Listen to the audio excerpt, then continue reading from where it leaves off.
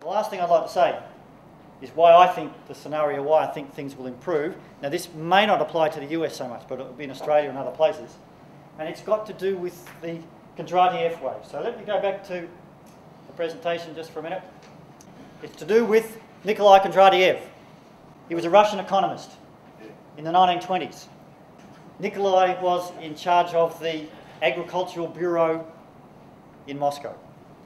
And he was asked by Comrade Stalin to help the Russians work out when the capitalist economies would fail, because it was clear to them that the Russian economies and the communist system was about to take over the world. Comrade Stalin wanted to know that to facilitate the process.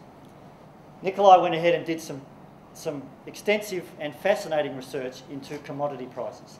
He studied the commodities of his day, wheat, pig iron, and he discovered over the course of a couple of hundred years, commodity prices tended to make extreme lows in prices about every 50 to 60 years.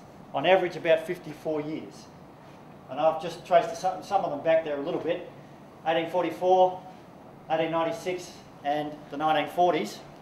And what I felt was the next lows to come would have been, and I think has been, the 1990s. Kondratief then suggested, which he told Comrade Stalin about, that commodity prices from the lows, they go up for about 25 or 30 years. So they'd just been coming, from Kondratief's point of view, they'd been coming out of the 1890s, the 1896. Kondratief forecast that commodity prices would peak in the 1920s, stay that way, and then they'd drop again quite severely in the 1930s, whereupon Western economies would go into a terrible depression, like they had every 60 years or so. Nikolai made the mistake, though. He said that history would keep repeating. He didn't say it sort of like that, but he suggested that Western economies, as they had always done, would renew themselves and come out of the depression stronger than ever and go on, and commodity prices would go back up again. It was news that dear Stalin didn't like to hear very much, and Kondratief, I believe, was condemned as the leader of the Workers' Peasant Party and spent the rest of his life in Siberia.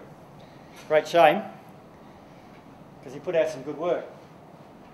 Nikolai tried to work out why these cycles were in existence, why they were happening. He put forward the arguments that on the upside of the wave, the fight for commodities tended to lead to very high prices. And if you go back into about prior to 1844, it was Napoleon in 1919 brought the peak. You then had the Civil War peak in the 1860s. You had the First World War bringing the peaks of commodity prices through the 1920s. And then you had Vietnam bringing the peaks throughout the 1970s. At the bottom, after the fights for resources were over, again, prices declined. People saw that there was an abundance of commodities, after which time you'd get the bottoms. I felt we saw commodity price bottoms in the very early, well, the middle 1990s, leading into 2000, from which time I think commodity prices, if we are to get what I would call the fifth wave, prices would continue going upwards for the next 30 or so years, if that's to be the case. My research also showed that any real estate downturn on the upside of those Kondratief waves tended to be exceedingly deep but very short. One of the reasons why the real estate cycles on the upside of a Kondratief wave are so easy to recover from is because commodity prices stay high. If commodity prices stay high, it is exceptionally good, exceedingly good for those nations that are commodity producers, like Australia is at the moment. And hence, with China on our back door, because, I mean, it's quite obvious that history is never going to repeat exactly, and with commodity waves you're looking a long way back in history, but with China on our doorstep, with India there too, both nations are prodigiously industrialising, and there's a lot of people going now into urban areas. They're building, whatever they're doing, I think is pretty much productive, producing a lot of wealth. They are digging up, or they want some of our resources. Australia's in a very good position to benefit from that. I think this is going to continue.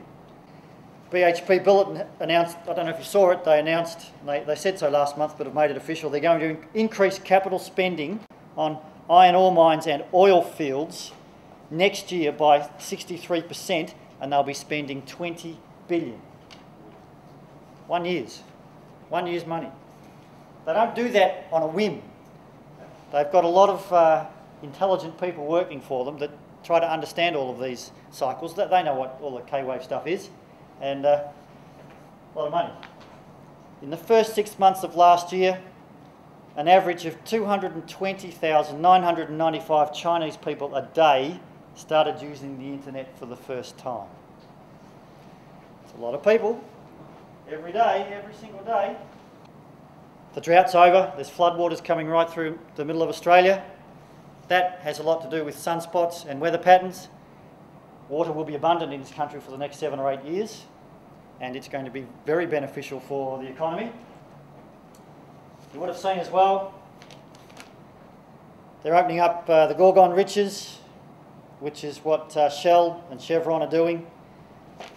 The massive gas stuff they've got in the Northern Territory and up around there, that's absolute, for Australia's region, 64 billion I think is going to be involved in the next couple of years. Again, that's massive, that will affect the Australian economy. You've got Chinese demand spurring stronger Japanese growth as well. Westpac have declared the crisis over. Now, I don't know whether the bank know that or not, but they do seem to think that things are happening. So with all of that together, I think we're moving into what will be one of the most, I can't say productive because that's the wrong word, because it isn't going to be productive, because Australia, again, is going to repeat the cycle and we're going to put all our money into housing. You'll see what economists might call wealth. I think you're going to see one of the most prodigious 18-year cycles in Australia, possibly the most wealth created ever that the world has ever seen in the next 18 years. It's going to come out of China and it's going to come out of India.